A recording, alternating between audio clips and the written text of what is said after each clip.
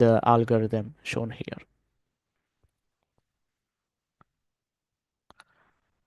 So coming to the each model, I will brief you very quickly.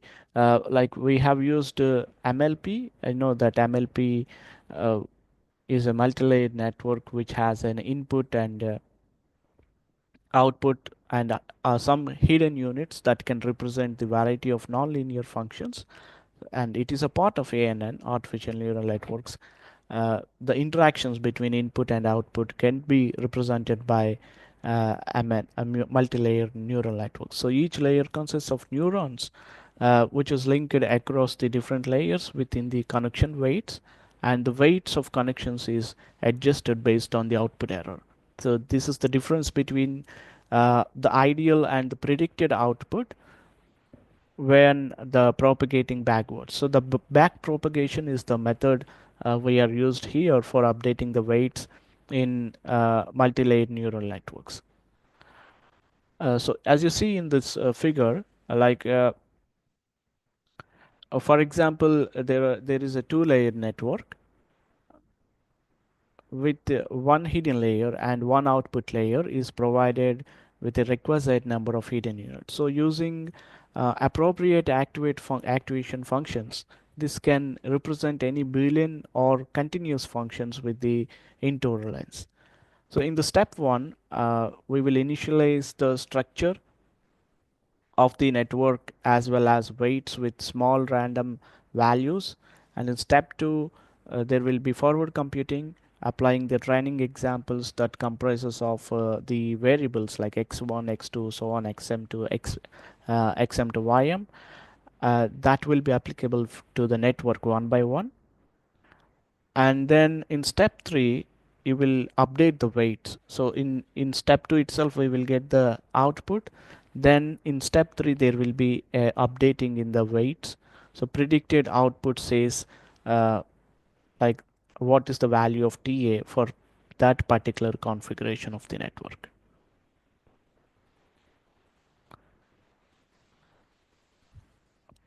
So there is a neural network chart which I want to show you.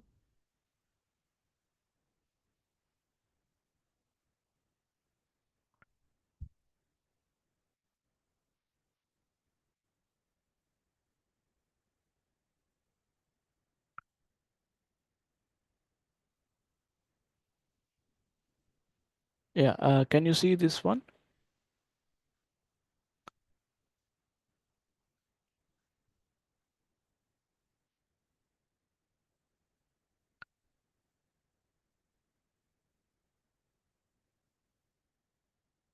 So can you see the browser where there is a neural network?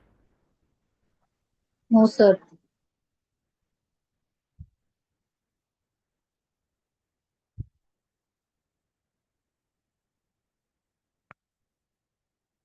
So can you see now?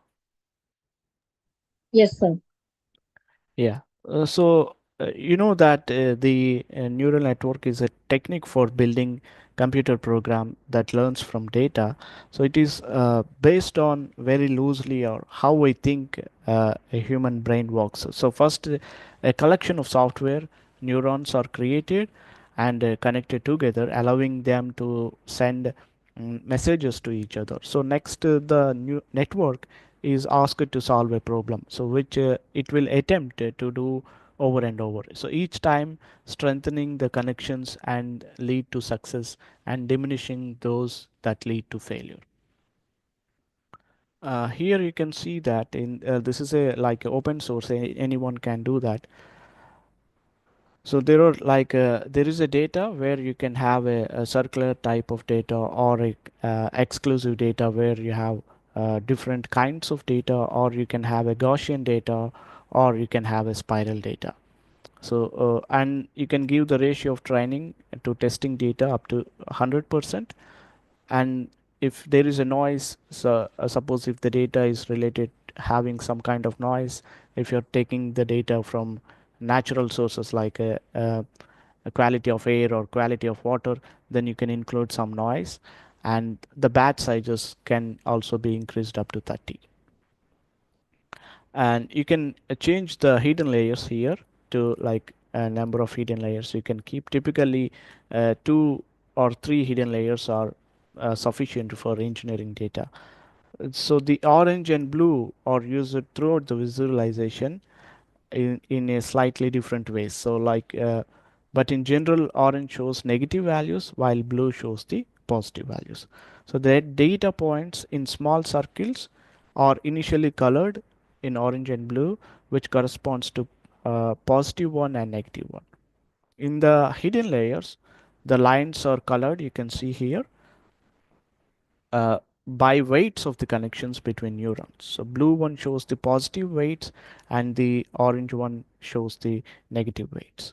And in the output, the dots are colored and uh, in orange and blue depending on their original values. The background color shows the network is predicting for that particular area. So you can change the discrete output here or you can have it, and similarly you can see the test data or you can uh, unselect that one. So the intensity of the color shows how the confident is the prediction. So here if it is like more in orange side, so that is negative, and higher towards the positive side in blue color is the higher intensity data. And then you have the learning rate. Typically we can give from 0.01, and the activation functions you can use ReLU or tanh sigmoid or linear types of activation functions. Then regularization, L1 and L2. You can change the regularization type and you can decide the problem whether it is a classification or a regression problem. Then if you trigger this run function, then it will go for optimizing the data, and finally you will, after number of epochs runs, so it will give you the final classification.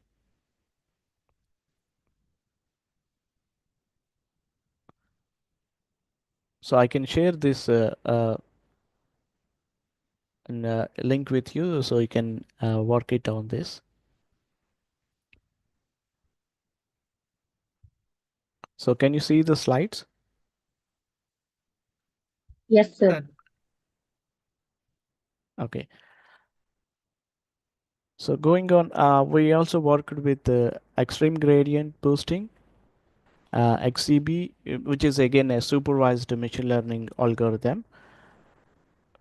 So here the gradient tree boosting is one of the techniques that works efficiently for classification and also for regression problems. The regular boosting algorithm works on the like principle of ensembling multiple weak learners sequentially to form a strong learner. So generally a weak learner is small decision tree with few splits, wherein each tree uh, learns from the errors made by the previous model until there is no input. So it is like a feedback and improvement kind of thing. How our generative AI works, it is on the similar thing. And XGB also works on the same principle with additional regularization parameters, which improves the model accuracy by preventing overfitting. So you can see the figure here. So this is the architecture of XCB. The current output of the mth tree is the sum of the previous trees, number of trees, and the hypothesis function of the current tree multiplied by the regularization parameter. Then we also used SVR, support vector regression, and support vector machines. This is designed for classification and updated to regression. So this predicts the discrete categorical labels as a classifier, whereas SVR envisages the continuous order variables as a regression. So also this is SVR is based on the same processing principles. It is used to solve regression problems unlike SVM. In problem solving, it involves the construction of a hyperplane that separates the positive and negative parts of the data as shown here, along with the two decision boundaries shown here in the dotted lines, dashed lines. and then that are parallel to the hyperplane. So this is known as insensitive regions. Okay, this makes the data linearly separable. So in SVR, the algorithm forms the best tube by formulating the optimization. Nevertheless, SVR balances the complexity of prediction errors by providing a good approximation. The set in this method is converges at hyperplane and holds the maximum training data. So if you consider 2D training set, then there will be an input variable and the target variable and number of variables. N is the number of variables. The core goal of SVR is to obtain the Y value, that is the output, and the divergence from actual output can be achieved by minimizing the Euclidean form of the weight vector W. Yeah, this is the random forest. So it is, as you know, random forest is a bootstrap aggregation based and ensembling machine learning algorithm. This is defined on decision trees developed by Bremen in 2001. So this method incorporates randomness during attributes selection phase, replacing the training data, begging the techniques forces it forced the ensemble model to generate a variety of decision trees where each tree acts as on different data subsets. So since trees are made up of a random selection of samples and features, they create numerous random trees forming a random forest. And the RF modeling, this method is superior to the decision tree technique. RF has a low variance and low bias, and this method averages the number of decision trees trained on various parts of the same training data, making this for better prediction than decision trees. Locally weighted regression uh, is uh, is exposure to some non-parametric supervised learning algorithm. So as the name indicates, LWR predicts the predictions of LWR. They're based on data close to new instance and the contribution of each training example. So is weighted on it is a weighted based and it is distance from the new instance. So for example, LWR excludes the training phase. So the entire network is performed during the test and prediction phase. Further, LWR considers the full data set. Instead of like having 80-20 or 70-30, it considers the full data set to make predictions, unlike the simple regression which needs to construct the regression with a local line uh, to each new data point. So because of that, LWR overcomes the limitations of linear regression by assigning the weights to training data.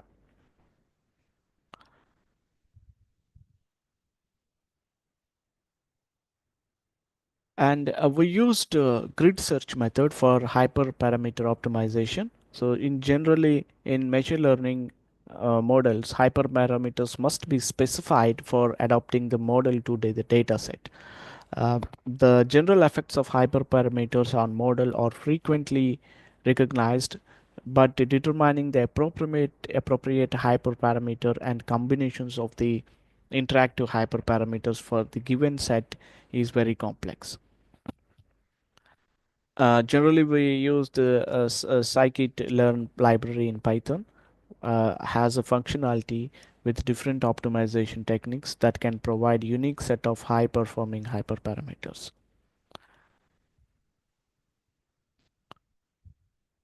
So K-fold CV is a specific type of a predictive analytic model with a broad framework that can apply various types of models with it. So it can consist of original data is randomly divided into k subsamples which serve as training data, and then for each fold the models are estimated using k minus 1 subsamples, with k subsamples serving as the validation data set. So here we have The original data set, which is divided into subsamples for training, and also there is a data set for validation. The process will be repeated until the subsamples have served as validation, and the model can result can be averaged across the folds. So the k-fold CV can also be extended by dividing the data, original data, into a subset that goes through k-fold CV process, and the rest of the data is split into another subgroup that can be used for evaluation of the final model performance. So in this, there are three uh, mm, components will be there: training, validation, and testing. So although there is no definite rule for determining the values of k, the number of k folds was set to 5 in this study.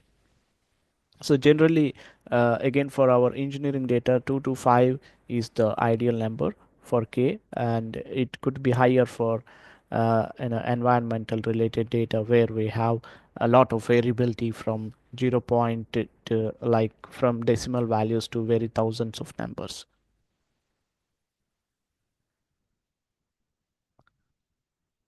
So this is the like model that shows how we have used the grid search, and we took 10% of the data for testing and 90% for training, and we have used fivefold CV where like this is the first iteration. It uses the validation fold here and the first four folds for training, and the validation fold will change in the second iteration and then in third. So in all the given sets, every set will serve as a training fold as well as the validation fold.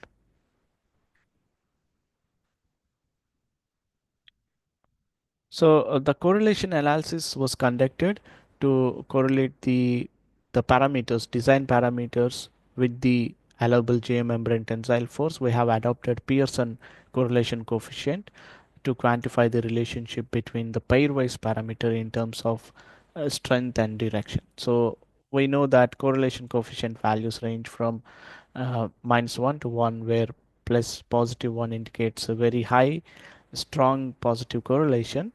uh, you can see the heat map here. The analysis was useful in identifying significant governing parameters in the further process. Like if you see here, the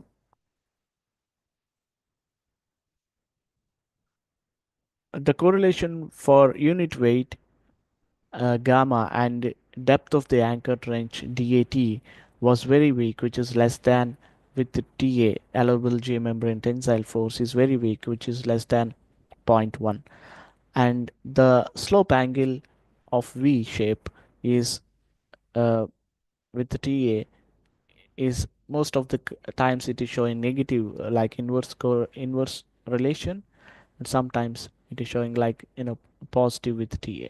So the this one and DAT are correlated, and the moderate influence was seen by length of the trench, depth of the cover soil, and length of the runout, and the angle, that is the angle of V shape with TA. And the strong correlation was observed by interface friction as predicted, uh, 0.58 with allowable geomembrane tensile. So for from this analysis, we have found which are the governing parameters on the uh, geomembrane tensile force among all the given values. So metrics of performance. So we consider the mm, like root mean square error RMSE, and as you know that RMSE near to zero indicates a lower prediction error. So the coefficient of determination R square is calculated. Uh, so R square closer to 1 indicates a better model fits for data, and also mean absolute percentage error MAPE is also calculated. MAPE near to zero indicates there is a high degree of predictability. These are the equations shown here. Unlike the coefficient of determination, we have that is the R square. We also calculated the adjusted R square, which increases only when a significant variable that contributes to the performance of model uh, is added. So thereby it indicates most influential parameters that govern the design. So typically your R square adjusted and R square should be close to each other. Otherwise, that indicates that you're adding some parameters to the model which doesn't have any influence in the uh, on the system. So this is the equation for R square adjusted. We did the external validation uh, to have a more better accuracy. So but this involves a comparison of observed values and the predicted values of an external set that is not used in the model development. So the model should satisfy the four criteria mentioned like given here in these equations, like the R square value should be greater than 60% and the K values should fall within 85 to 1.15 or K prime should fall within this. Similarly, we have all other values. So this is the condition. At least four of them has to be satisfied to have a better external validation. So the external validation has indicated the highest value for MLP, where you can see the values here, and then followed by XCB, SVR, random forest, and LWR. And we have given the ranks based on the performance for training. This is for training data, and you can see the ranks given for each model based on the external validation and testing. These are the results. You can see the RMS, RMSE, MAPE, and coefficient of determination. The calculations were performed using actual and predicted outputs of the different models based on training, validation, and test data sets. And the model is considered as best fit if the performance is consistent across all the three evaluation indicators. So the model can be considered as overfit if it performs well on the training set but fails to predict the test set. So while the model is considered as underfit if it does not perform well on the training set but performs well on the test set. So it is like between training and test sets. So the training, validation, and testing errors for all models, as shown here. Okay, insufficient data points if there are like they result in overfitting of the machine learning model. So in such cases, the model becomes too specialized uh, to training data and does not generalize new data. So it can be noted that none of the models in the present study reported overfitting or underfitting of the data. The three performance metrics indicate the quantity of data points is sufficient for the chosen machine learning models. And as I told you, MLP has outperformed the other models with minimum errors across training, validation, and testing, and followed by other things.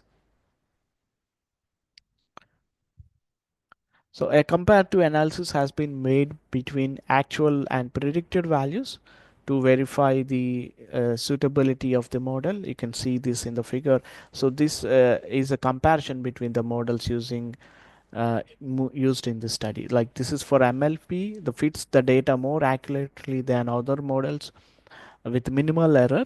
Uh, you cannot see the predicted lines because it is overlaid by the actual values.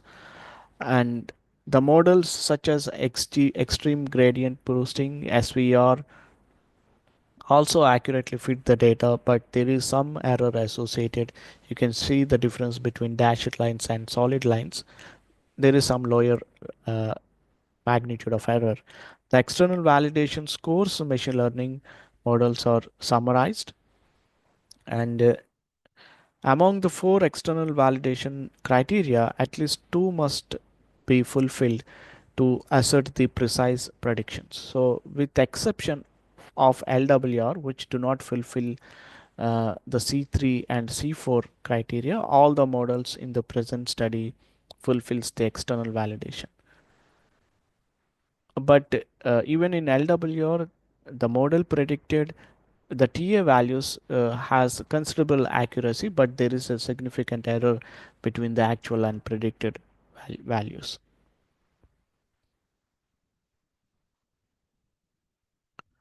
So we also have completed the sensitivity analysis. So because the uncertainty associated with output and its relationship with the uncertainty among variables is studied from the sensitivity analysis.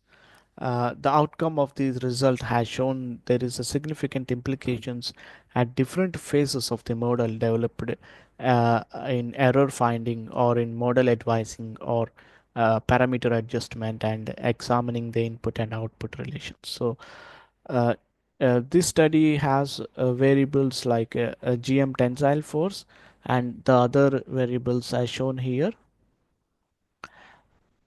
In the first figure, you can see that there is a strong influence on TA and the variation of TA from 30 kilonewton per cubic meter, 30 kilonewton per meter, and the observed interface friction angle changed up to 30 degrees. So there is a strong positive correlation between interface friction and geomembrane tensile force. Whereas when you compare the unit weight with the geomembrane tensile force, which is very weak, 0.087 is the weak correlation. So and others also in all the models, all the five models, the same behavior was observed.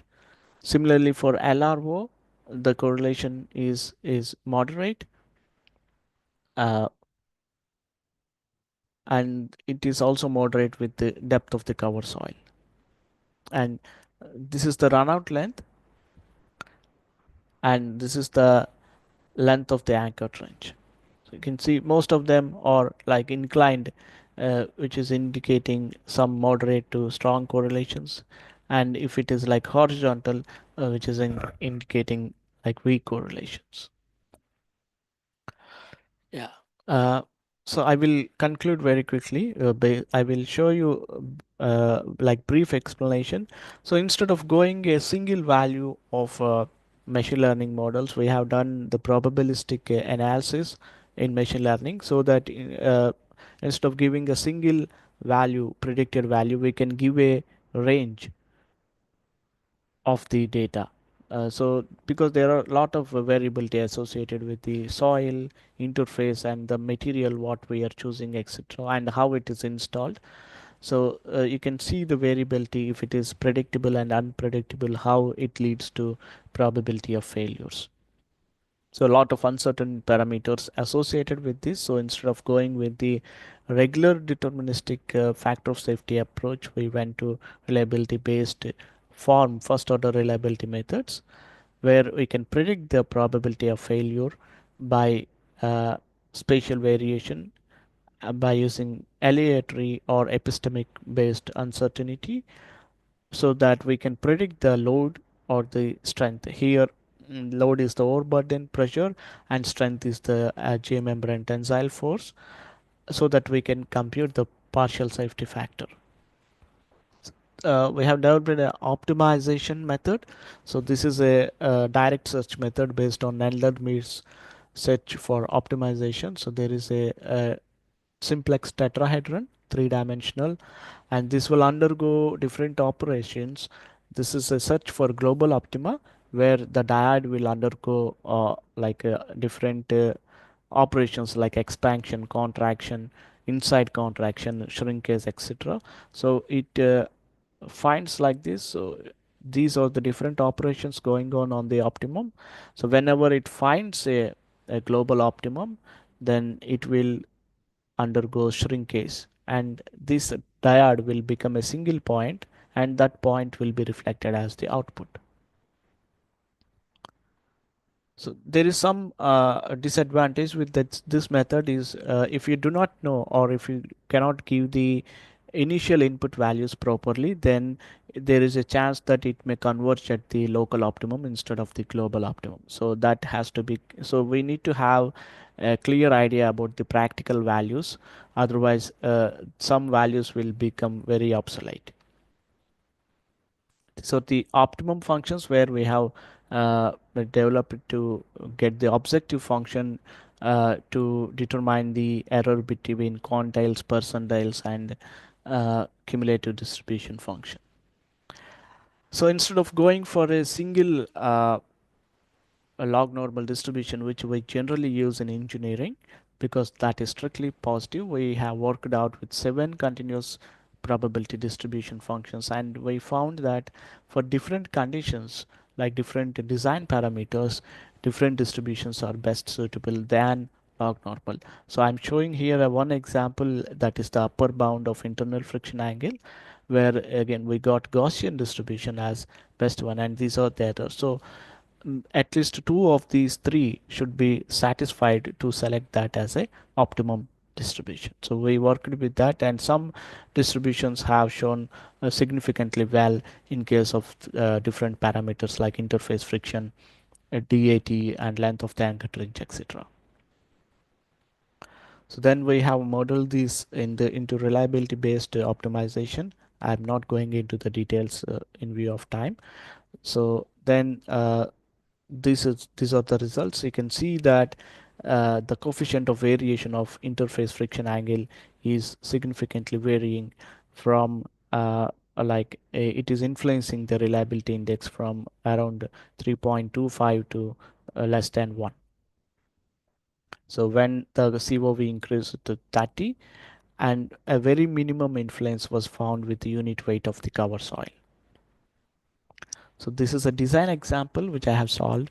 You can see the factor of safety approach, how uh, if there is a variability, a 1 degree change in the interface friction angle is governing your design towards failure. So if you go with the factor of safety based approach, because it doesn't consider the variability associated with the design parameters. So this is the comparison between the factor of safety. So here still it is showing 1.5, whereas the reliability index is showing less than 3, which is uh, less than the expected performance, which is below the expected performance. And this is the influence of the V shape. So when there is a wide trench and a narrow trench, how it influenced the design. So that is also studied for various kind of anchorages, and the design charts are developed based on that. Nearly 24 design charts for each type were developed to, so that if you have the design parameters or the variability soil properties, then you can directly go and pick the required allowable geomembrane tensile force. So to conclude, we have found that there is a lot of variability associated with the interface friction angle, which is the governing parameter in the anchorages. And so to we can use machine learning models uh, like MLP and XGB, which have considerably given values. They are able to predict the complex material behaviors. However, instead of going with the linear machine learning models, it is better suggested to go with probabilistic based machine learning, because we work with natural materials like soil, so we can give a range of set of data instead of giving a single value.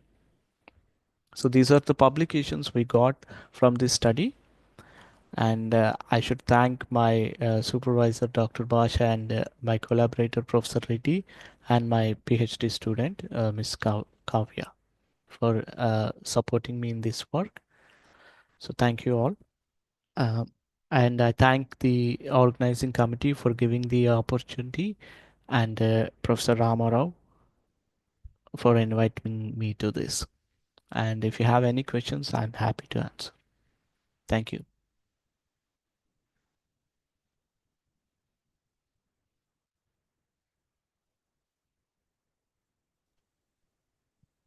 Thank you, Mr. Valtejan.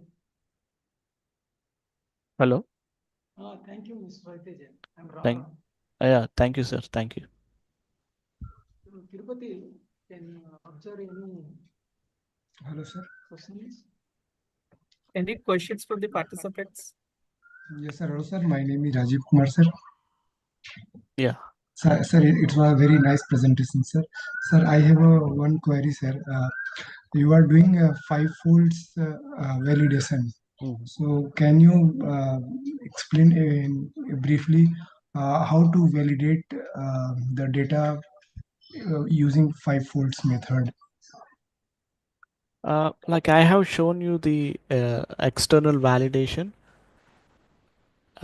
So what we have considered is there is a five sets of data. Actually, first thing, sir, you have firstly training the data, and after that, some data is come in the testing. Mhm. So, in how to perform the five-fold data for the validation purpose? I'm So asking. like see it has to be conducted separately for each iteration. Like if you have five folds, so what we have done is we have taken the first four folds for training and the last fold for validation. When it and then it is validated and it comes to the second iteration, then the first three will be considered in training fold, the fourth one will be for validation, and again the fifth one is for training. Again it has to be validated separately. So like that we have to do validation for each layer, each fold in the CV. So, sir, every fold they take a random value, or just we are specified this data is comes in the first fold and second fold and third fold. It takes the like within the bounds are the range I have shown. For example, for length of the runout, I have shown the range like 0.5 meters to 3 meters. So the bound is fixed. Within that bound, the variables are random. Okay, okay, okay. Thank you, sir. Thank you.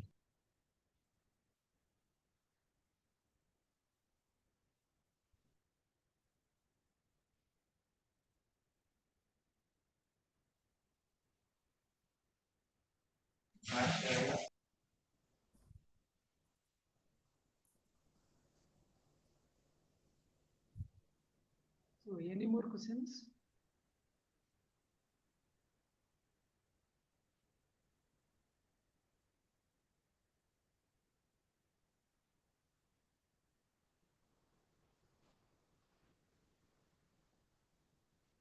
So, thank you, Mr. Raviteja. Thank you, sir. Uh, so, now the second session starts. So, now I request Sarath Das. So, ask to unmute. Sir, sir, SK Das, sir.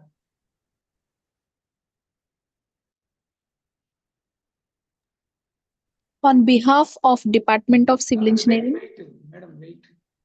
So, first, the speaker supposed to unmute. Just wait.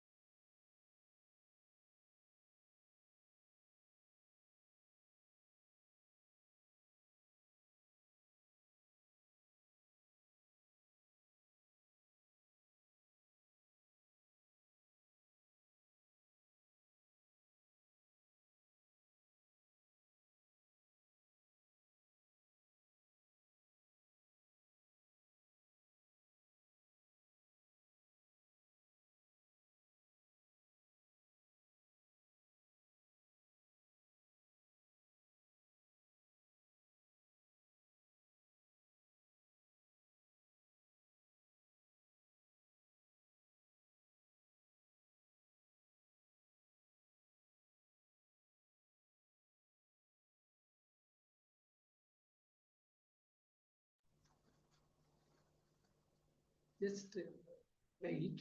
So I'm contacting next speaker. He joined. Please mute.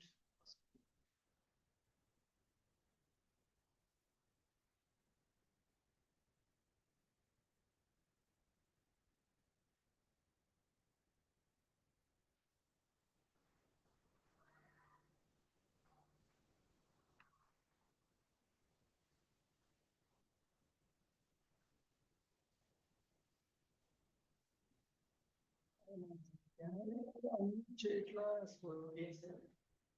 Das second అతను ఏం మనం చేయటానికి ఏమైనా మనం అంటాం అని వాళ్ళు చేయాలి అక్కడ హాస్పిటల్ అన్మ్యూట్ అంటాం అంతే మనం వాళ్ళు అతను ఏం ఫోన్ కలవట్లేదు మెసేజ్ ఆయన Sir, your voice is not coming properly.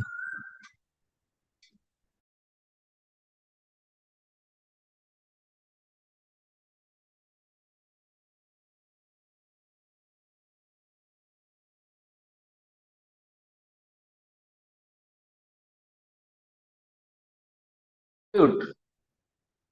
Now it is done. Now it is done. Okay.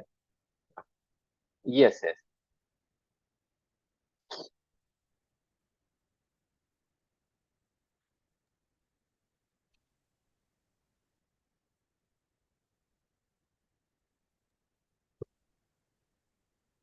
On behalf of Department of Civil Engineering, Sasi Institute of Tadepalligudam, I welcome you all, hoping to have an informative and productive session. I am here to share few things among valuable expertise of speaker of this session, Professor Sharat Kumar Das.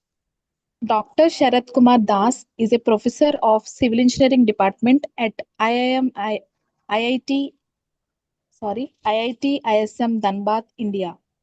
He has completed his MTech and PhD from IIT Kanpur and postdoctoral under Endeavour Fellowship, Government of Australia. Professor Das has over 20 years of research, teaching and consulting experience within the broad fields of civil, geotechnical, and geoenvironmental engineering. His research expertise includes the valorization of industrial and mining waste, life cycle assessment and sustainable engineering, artificial intelligence and optimization methods. His research is funded by Department of Science and Technology, Ministry of Education, Government of India, Tata Steel, Coal India, ESL Vedanta, etc. His research includes laboratory studies leading to practical solutions to real world problems. Dr. Sharat Kumar Das has published more than 80 journal papers, 3 edited books, and conference proceedings, 10 book chapters, and more than 25 full conference papers. He is an editorial board member of Environmental Geotechnics, ICE London, International Journal of Geotechnical Engineering, Indian Geotechnical Journal, and reviewer of more than 70 journals. Professor Das is also an active member of technical committees like TC 201 and TC 221 of ISS MGE and Indian Road Congress. As part of other assignments, he has served as independent director of Jharkhand Infrastructure Development Corporation, Government of Jharkhand, and Building Advisory Committee of NIFFT, Ranchi, Jharkhand. Professor Das is also involved in international collaborative research like Spark Project, Green Soil, etc. He has guided more than 6 PhD scholars on valorization and sustainable aspects of industrial and mining waste. One of the patent has been granted and in the process of commercialization. He has executed research and consultancy projects of more than 20 million Indian rupees. We are honored to have him with us today. So let us give a warm welcome to Professor Sharat Kumar Das. I hand over this session to Sir. Okay. Thank you.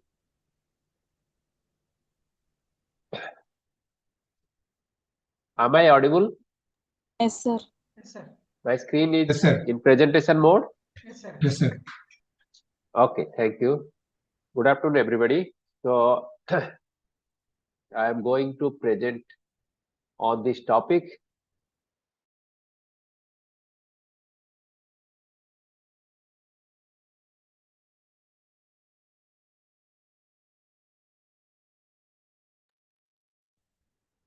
Hello. No. Go ahead. Now I'm muted. No, it is okay, sir. You can go. Hello. Yeah. We are able to hear, sir. You can start. Hello, is it clear now? Yes, sir. Clear, sir. Okay. Can anybody respond, please? It is clear, sir. You can start.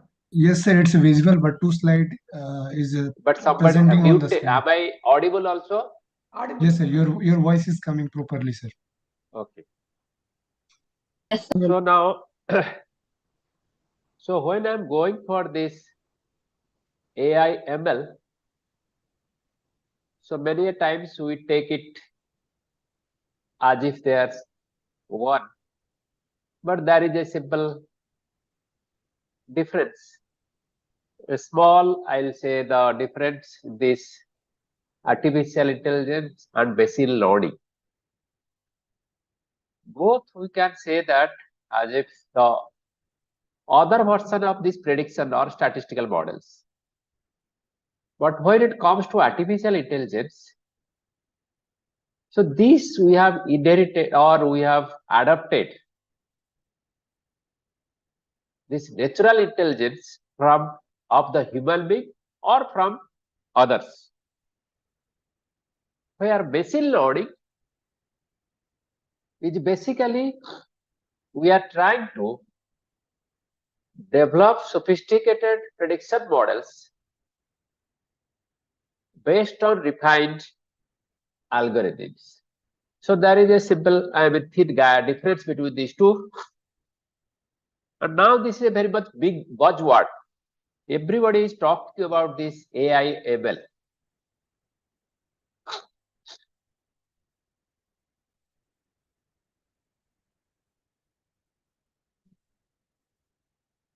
So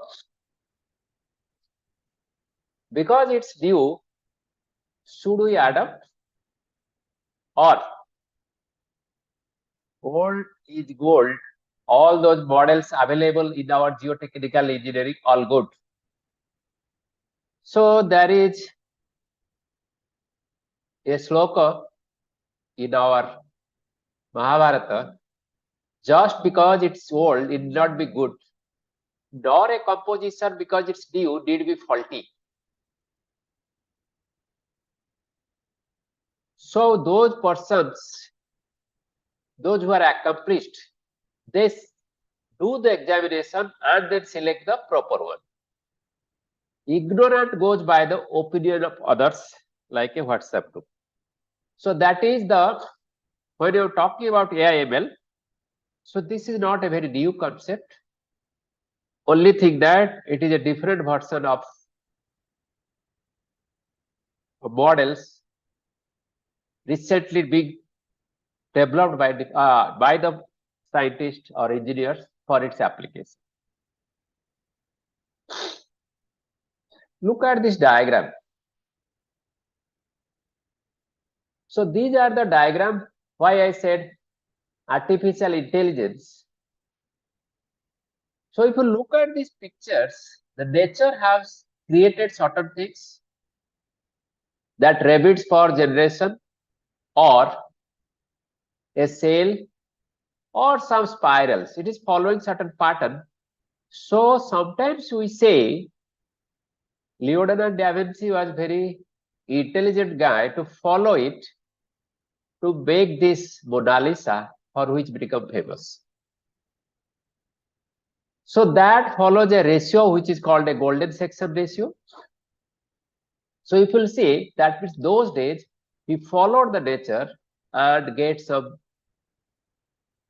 motivation or intelligence he gathered and put it in painting. So that is there in, that means it was there. Now we are telling in different way. Next part is geotechnical engineering. So we know geotechnical engineering is very complex because it is called a multi-phase temporal change with time and also with space. So over the years, it started with mechanical based knowledge of by Terzaghi or so and so, or limiting methods. And sometimes we calculate the soil property using statistical method based on the database.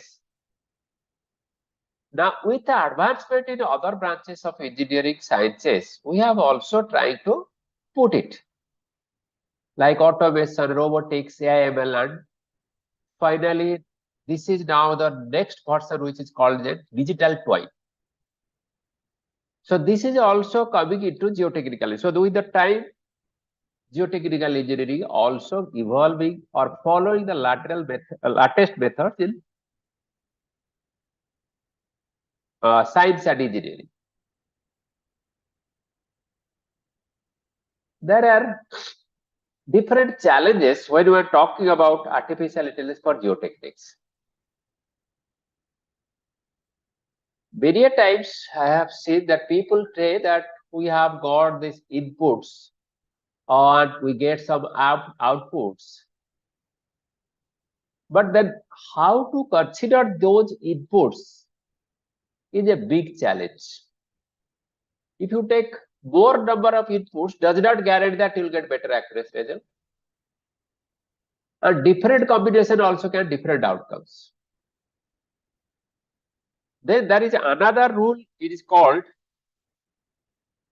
data splitting, training, testing, validation. So that is also is a big challenge. And another is finding out the important parameters. Because many times geotechnical engineering, we don't get all the information for develop of a model or development a prediction model. So there also in AI, we need to go for some other advanced techniques which called as a feature selection. That means we have to identify what are the inputs or appropriate inputs or important inputs. And also, just now our previous speaker was talking about optimization. So then also here, when I'm talking about a trade-off between the number of inputs or type of inputs and also making an efficient model, there is also a conflicting objectives.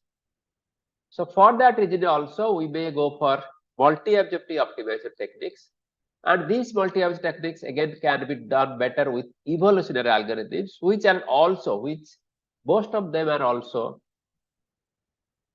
nature inspired optimizations algorithms.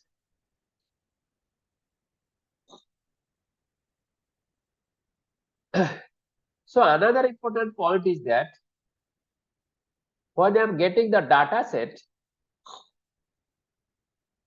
that is data set is a balanced data set or unbalanced data set. In the sense, suppose I am talking about example of a liquefaction. My database considered mostly for the liquefied soil, or the database is more towards non-liquefied soil. Accordingly, also the prediction model may change.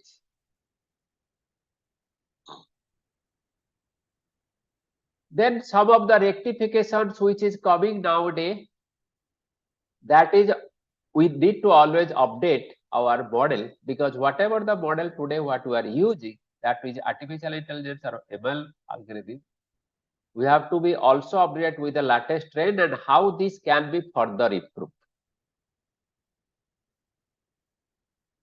So when coming to geotechnical engineering, artificial neural network, the first we started in 1994 exactly,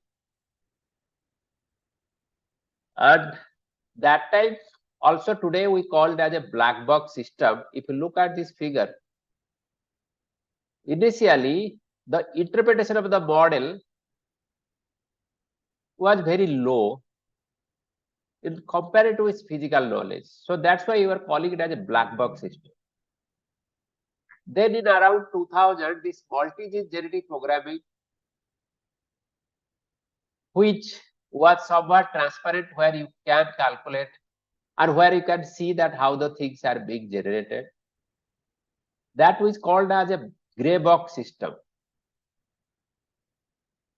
Then, but the comment by the traditional mathematicians or statisticians was that this artificial neural network, all these multi-gene programming are not fully satisfying or based on these statistical methods. So later on, a statistician started this called multivariate adaptive regression spline, because this is based on the basic concept of statistics. They said it is a white box system. I will able to say that how I am developing the model, or this has some basic background which we can prove it. So this way also they call it a black box, gray box, and white box system. And all these are now getting updated every day. Now, like ALN, which was there in, now its different functions are coming called deep neural network or convolutional neural network. And the other one is also called like multi-gene generative programming, also coming as, because initially it was genetic program, then there's a multi-gene generative programming, and other version of generative programming are also coming. And then one more thing what we are coming now, we are using now called ensemble. Weakness of all these models can be rectified with combination of the part of some of them. So that's why they are saying as ensemble methods. So these ensemble methods, I'll just touch some of it, because this is just a, I'll say, the 1 hour class to insight interest in it and what are the challenges therein. So generally these artificial intelligence are considered for two types of problems. One we call as a classification problem, and other is called as a prediction problem. When I'm talking about the classification problem, like when I'm saying that the slope is stable or unstable, binary, it is not going to tell you that the factor of safety is 1.2 or 1.3. If you want to that factor of safety is how much it is predict 1.2 or 1.25, then we call that a prediction model. So that is the difference between the classification model and prediction model. With the classification model, initially there were only two issues when we are saying out of 100, how many yes becomes yes or how many no becomes no. But that is not sufficient. We need to add some more performance matrices.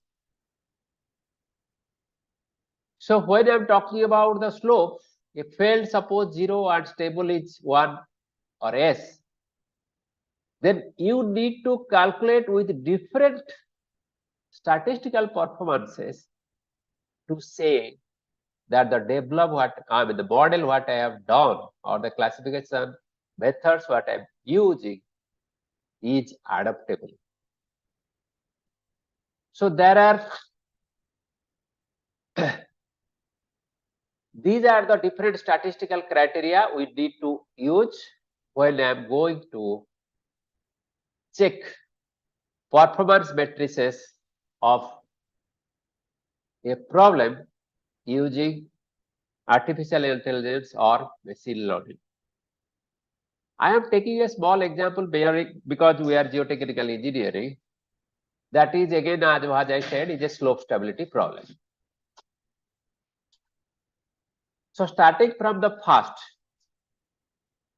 when we go for this parameter, this is important. What are the physical parameters may be responsible for the outcome that you have to identify.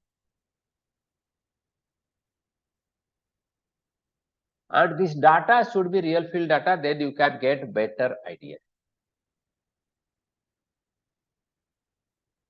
then when it comes to data, you should follow all the statistical method that is available to check the database. Like when I'm talking about mean, median, and also skewness and kurtosis, to check that my database is a proper database as far as the statistical method is considered. As I said, AI/ML, the first development of AI and other things, because that was some nature inspired. Initially, it was difficult to convince the traditional mathematician and statistician to use it. So these scatter plot and correlational plot, you should check it. What are the intercorrelation between those input parameters? And then how the data are scattered to say that distribution of the data. Now, once you do this, next comes, I am going with one example. Like, as I said, ANN already old, but here I have added it with another multi-objective algorithm that is called NSJ2. That is genetic algorithm is also taken. Or I am also taking another program, you see, this is a multi-objective, this is also SPA, that is another multi-objective algorithm. So now nobody should use only ALL, or that is ELM is called extreme loading basis. So these two, like ALM is inspired by nature, artificial intelligence is a better term fit, but ELM is a Bayesian loading algorithm. So I have shown you example of either ALM or ELM, you can use it, but you have to further add to it some advanced method of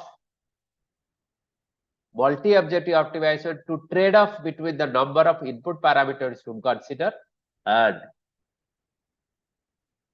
the accuracy you want. So this algorithm, I have shown it. I'll share this. And another I was talking about, if you see, I was talking about one more thing called ensemble. What is this ensemble method? Look at this. We have got learner methods, that means all different methods. Then say we say there are series of weak learners, but their strength added together can form a strong learner, which we called as ensemble algorithm. So this is another advanced techniques of this AI/ML.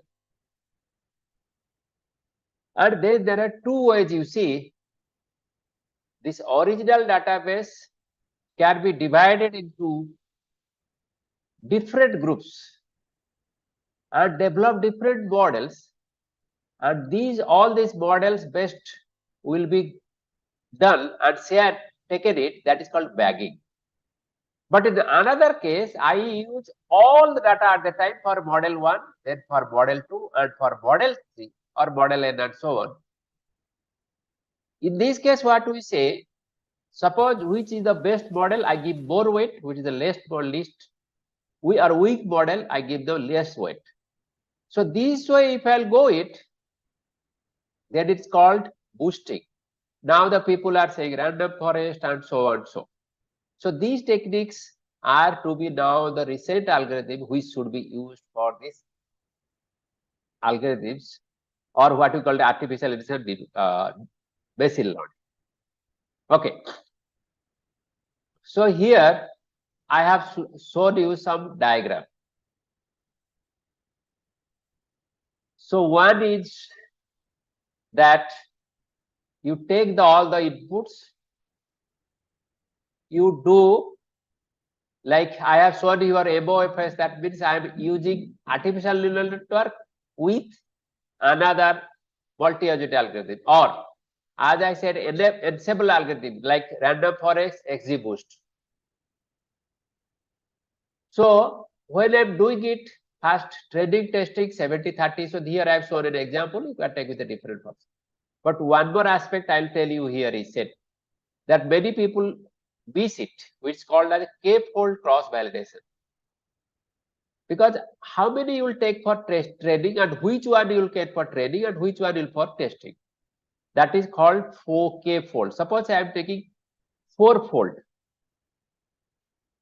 That means first one will go for first 25, 1 to 25 out of 100. Suppose I go for testing, next 75 go for training.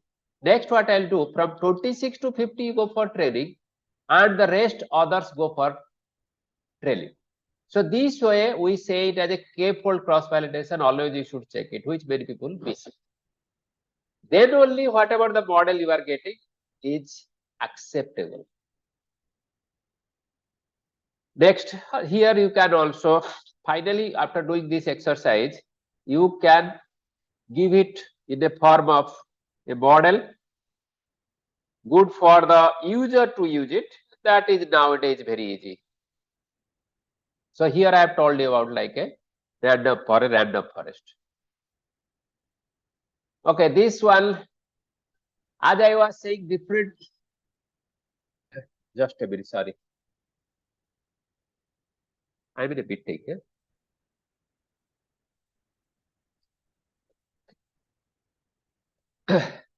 So then one more aspect which people miss many a time. I said different statistical criteria. If you see statistical performance criteria, I have said, sorry, this one, precision, recall, specificity, overall accuracy, and so on. So G means error. Now what I do, I have got also a number of algorithms. So how to select which algorithm is better? You see, I have shown here so many algorithms. If you look at this 1, 2, 3, 4, 5, 6, 7, 8, 9, 10, 11, 12, 13, and so on, around 17 algorithms. Then, which one you will prefer? So, for that reason, what we need to do, we have to put one more criteria called ranking. You consider different statistical criteria, then individually give them a ranking and find out the overall ranking. So this, if you see, if the overall ranking is 1 means it is better, that is random forest is better for this database or for my analysis. Next comes your training and third is XGBoost. Sorry, fifth is XGBoost. This is your bagging. So this way, you for a database also, you should give them a ranking. What are the, out of these, whatever the existing methods are available, for that particular database, like here example I am talking about a slope stability method, I have done all this analysis, k-fold validation, and then we found RAREF is the best model, and we prefer or we prescribe that the random forest should be used. And this way also you have to do all these statistical test, because many people beat it, because then what happens, the mathematician statistician will not accept your model because that is not acceptable, which is science. Here this is like we can say these are all engineering. Engineering, sometimes we compromise with truth, but the science never might compromise with the truth. So that is what I say, the science and engineering. So when we are going for the engineering, if you can go take towards science, then it becomes more acceptable. So these are different types of analysis. I have done it. I will not go for this. Then next, what I was saying, finding out the important input parameters, that is called feature selection. Feature selection is a term used in computer science or electronics or electrical engineering. But here that I can explain it is that finding out important inputs. Which is the input? Like for the slope stability, the parameters are gamma, C, phi, beta. I mean, gamma is the unit word, cohesion, angle of internal friction, beta is the slope angle, H is the height of the slope, and R is the pore pressure parameter or pore pressure coefficient. So for the different algorithm, if you look at, all they've said that the gamma is the most important parameter. For combined data set, and now as you know for our physics from where we have read, the slope may fail as a circular failure or as a wedge failure. So accordingly also we have divided data to check with physical relevance. So when it comes to circular failure means we know that is a cohesive type of soil, and wedge failure it is mostly like a granular soil. So look at this. Here when I am talking about circular failure, this gamma, H are almost equally important. Whereas if you go for wedge failure, and gamma is more important. So when we are going for this type of artificial intelligence and machine learning, we also try to correlate with physics based information available in our field, that is geotechnical engineering. Particularly here I am talking about slope stability. Next, one more model I'll go for, it is called liquefaction. This is also a classification problem. Soil will be liquefied or not liquefied. Because nowadays all the soil test data we do at any site, particularly coastal region, finally we say that this soil is going to liquefy or not. Accordingly, we take all care for our structures. And this liquefaction model, if you will go for, that is a Seed and Idris model of 1972, it's still there, and even our IS 189, that is your 1893. So that also it says about this model. But now, as I said, the soil is very heterogeneous, varying spatially and temporally. So in those cases, sometimes this AI/ML also works good. And interestingly, we have got two types of, idealized soils, clay and sand. And sand generally liquefy, but finding out the triaxial shear parameter for sand is difficult. Whereas in situ parameter for the sand is easy. So there are two methods for cycling, liquefaction analysis. In situ methods are more adaptable. And this in situ test are, we can say at SPT, so, standard penetration test, cone penetration test, and zero velocity test.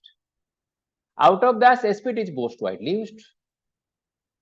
So now with this data, we have tried to use different AI models. Like here, there are so many AI models. And here what I said, one is that you have to divide the data into different folds. Like here I am saying that out of, suppose say, n folds, a particular fold is taken for testing, all others are taken for training. Or a 2 or 3 folds are taken for testing and others are tested for training. And then we say liquefaction means 1 or liquefaction means 0. So there are 1000 instances. The number of data is more, it's better. And all these models, you see, so many models, whatever is available. No, still maybe more may be available. So because we did it in last 2-3 years before. So that means whatever available or what we could do, so we have applied. Then we checked with all statistical methods available for statistical performance criteria. Then based on that, we find out best model, and then we go for now this term they are saying explainable, because black box was their artificial neural network. Now they are saying explainable artificial intelligence, or that is finding out the, what I'll say, if finding out the important input parameters or the features. Again, it is a data analysis.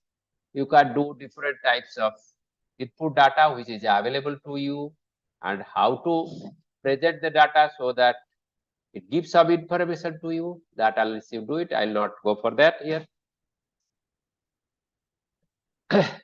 Now look at here. We have got different data. We have got with SPT, we have got with CPT, we have got with zero velocity. Then we are using different model and different statistical criteria and giving a rank. So in this case, XGBoost become the best. And there it is compared with always different models available. Our model we are done also in 2020, 2021, 2 types, and again also with only ALN and other models. Here we have now 17 models, because all the time we should update our models which we are developing or somebody has developed through literature. Another thing, if you see a point system is here, in the sense liquefied and non-liquefied case, there is an imbalance. Liquefied case is 250, but inclined case is 364. This type of problem also computer scientist people have got it, particularly when they have got a large database of identifying cancerous or non-cancerous or carcinogenic, non-carcinogenic cases and so on. So this happens when you have got an imbalanced data.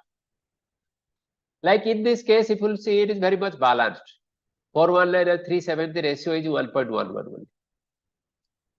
Whereas in this case, where we are done for other methods, the data was very imbalanced, 2.31.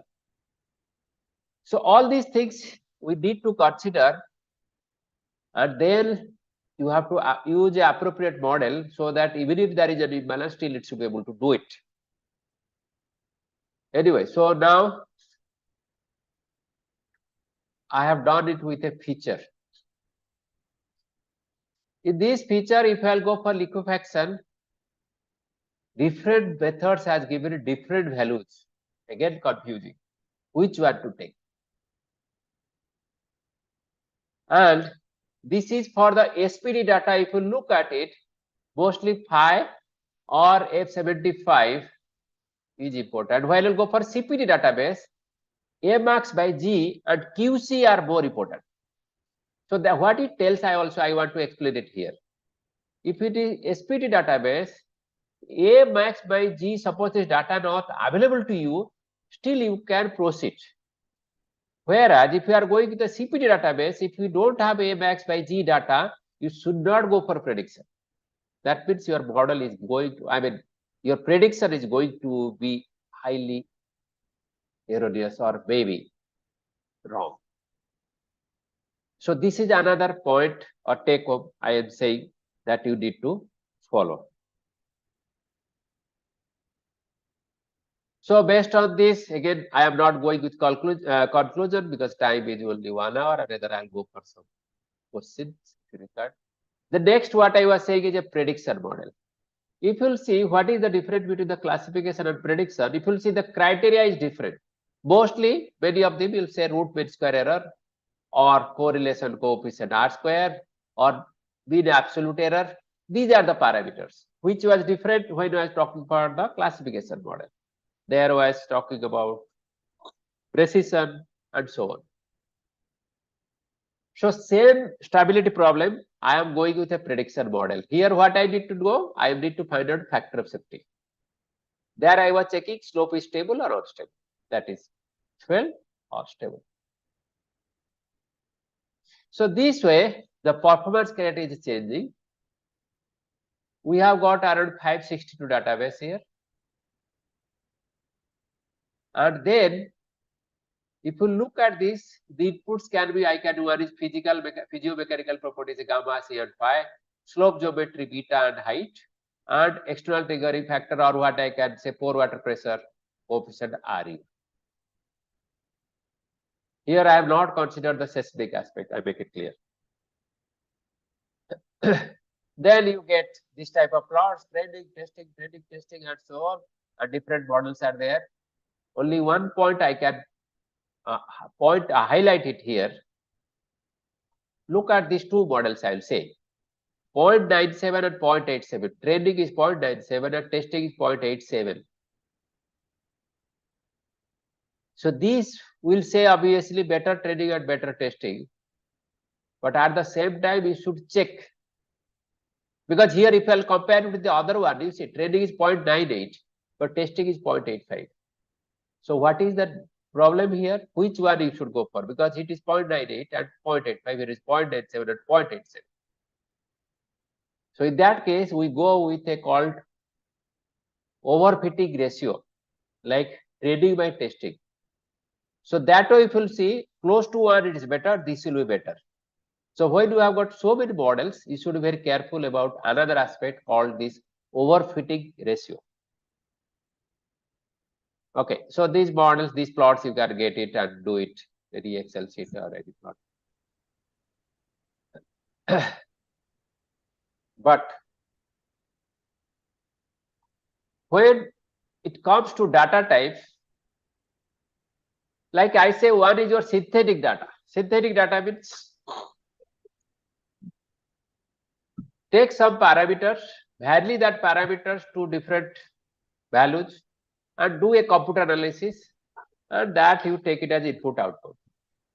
Another case is field study data or practical data, then which at the site you have measured these parameters accordingly, you calculate and find out the values like factor of safety using limit equal method or slope stability method, some values.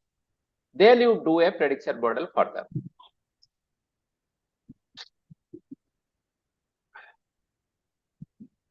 So now then I was saying that how to find out the important input parameters. That is what we call it as explainable. So again also for explainable, there are different types of plots you have to do, or analysis rather I'll say. One is called cohort explainability. Other is called SHAP. Hello. Hello.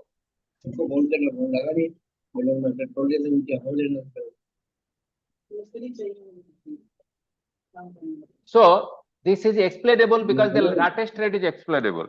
So these are also various methods are there. So feature value is high, that means that input has got higher importance. Feature value is low, that input has lower value or lower importance. I am telling you an example. You look at this example. Because another term is also there called local interpretable model agnostic explanation. So what it says, age less than 10.65 or age greater than 90%, that is height, its importance is very less. And if you look at the RU less than or sorry greater than 0.3 to 1, it has got very negative impact. That means it will reduce the factor of safety. But R is less than 0, or that means when it has got hardly any effect. So this has no change. Similarly, go for cohesion. What is the range and how this is positive or negative? So this information, then you go to physical model and check. Does really cohesion increase my factor of safety or decreases my factor of safety? If this artificial neural network artificial intelligence or machine learning algorithm is giving a different concept what is there in physical based model, then you should forget about that AI/ML. That means somewhere you are doing mistake in terms of data or in terms of a model development or some other thing. You have to check it. Or that itself AI model is not good for your data. Like another important point I'm talking about, you see here sensitivity for gamma. When the gamma, this is gamma varies from minimum to maximum. Minimum value gamma is suppose 0, maximum value is 1. So maximum value, whatever is the data set, once is become 80% of that maximum value, you see sharply it is very sensitive. And from this range, from 0 to low value of gamma, it is not that sensitive. But factor safety is not sensitive. Similarly, this is for cohesion. Once a particular cohesion value are 70%, 80%, 70% of the cohesion value of the maximum once it reaches, those slopes, they are very sensitive to the cohesion value. Initially, similarly, also you can check for phi and so on. This is what I have said. Out for different explainable. Just a minute, I'll just. Hello, I'm meeting actually. कौन सी meeting? नहीं आज नहीं होगा, आज नहीं, हाँ कल होगा,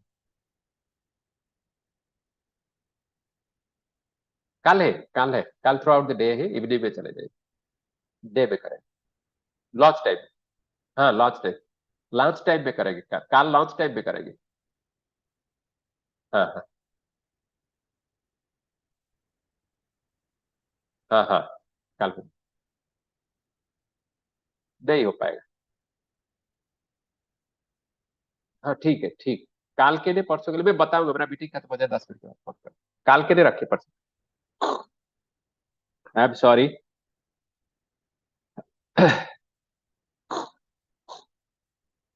Now look at this, what I have done it. Present model, it says gamma is important parameter. Even published literature also says this gamma is a very important parameter. But some other literature says RU is also very important parameter.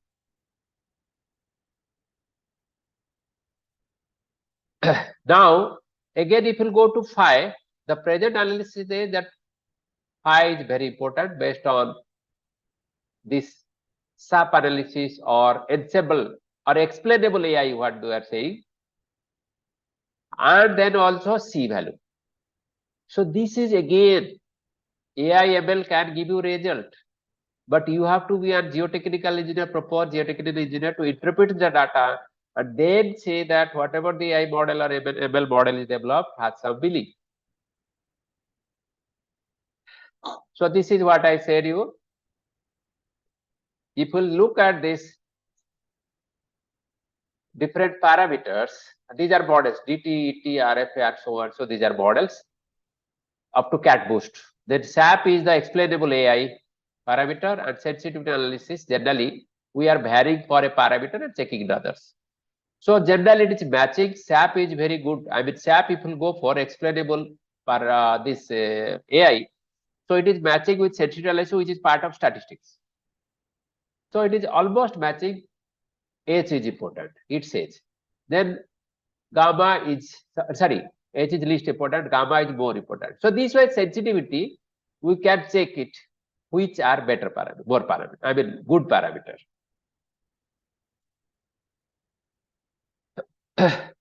So this already what I have discussed, only one thing I can say you, global, local, global and cohort excite techniques such as SAP and LIME can be used to interpret the model prediction and tackling their black box nature. So this when you are doing for the artificial machine learning algorithm, you follow this SAP and LIME. It is there. You can follow. Else we can. We have got some publication. We can check it. And literature available. Many people have done it. Next, way forward. Next part which is coming to this AI/ML is called digital twin. It is already started in other branches of engineering. I'll not take much of your time. I'll finish with 2-3 minutes of saying that this AI/ML is again the one step behind this digital twin, because for digital twin again we need AI/ML. What is this digital twin? We have got a physical, suppose a slope. What we do nowadays, we define it or develop it as a numerical modeling in Flaxis or any software program. Then what happens? There are some rainfalls. So that rainfalls or rainwater pore pressure increment, that also I'll try to put it here. Now then, suppose say this real-time monitor, what I'm doing it, as this pore water pressure is going on increasing, similar simultaneously there should be analysis of this data to tell somebody this pore water pressure data is coming from the field, getting fed into the computer. With the computer model, you have got a software model is getting updated, and then giving back to the information that now the factor of safety is going to reduce and it may collapse at any time.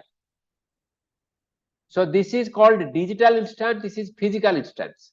This time gap should be very less so that within no time your analysis should be done and inform at the site that this slope is going to hell.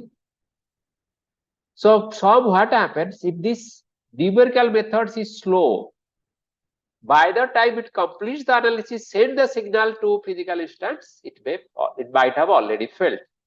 So in such instance, or particular for instant feedback, AI/ML again may help. So this is called as a digital twin. This is now the latest trend in all branches of engineering, and geotechnical should not be also forget. So this is, I am just trying to say that what is this digital twin. We say cognition. I mean, it starts with data interpretation, cognition, and data collection, cognition, and interpretation. This way, as we are getting data collecting, doing the basic analysis, and then interpreting the data, going back and telling in the between, again the data is getting changed. So the data can come from like visual sensor, audio sensor, touch sensor, and all these things. Analysis you can do with machine learning or cognitive computing. I mean that you can do with finite method, all this method, or big data, whatever you do, that is cognition. After it comes, you have to interpret the data, and then you have to interact with the different stakeholders and inform them. So then suppose it's required, then what is to be, then more data required, then you said more data is required, again you'll get the data more from here, add it there, and so on. So this is what is called digital physical environment or digital twin. The problem with digital twin so far has not been fully developed, or ultimately we found very few examples in geotechnical engineering. This diagram is called technology readiness level. So far, I mean, if you say digital twin civil engineering, 26% is there for the level, I mean, tier level 6. But in geotechnical engineering, up to 5 only it has come. And that is to only 12.5%. So very few information available for digital twin to be utilized at site. But for this digital twin, we did again AI/ML. So those who are doing now AI/ML, they will go for the next step digital twin, because still there is an open area. Many people have not done it. So this part, I'll not. I mean, in the geotechnical system where you can use it, I have shown it. So this is where you will use this digital twin, IoT, big data, and so on. Thank you. So, well, I'm coming to this one more aspect. I will say that we need a term called standardization. As I said you, the standardization is a big aspect. Like civil engineering, we know we have got 4, 5, 6 IS standard and we follow it blindly. But for while using this type of method, we are yet to develop certain standard so that a professional engineer can use it. So I stop it here with thanking all my students. Now I'll be happy to if you have got some queries.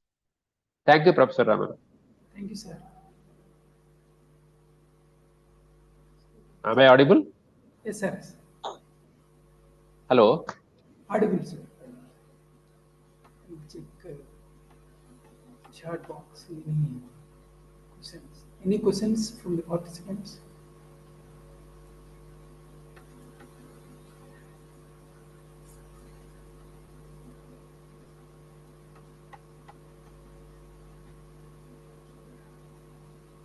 Hello.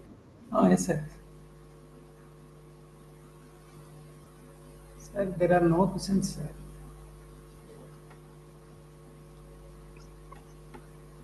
Any questions? Please send through chat box. Can you repeat it, please? No questions, sir, so far. Okay. So thank you, sir, for excellent presentation and overview of the different techniques and the future trend of digital points in the geotechnical engineering. So, and mentioned the importance of feature selection.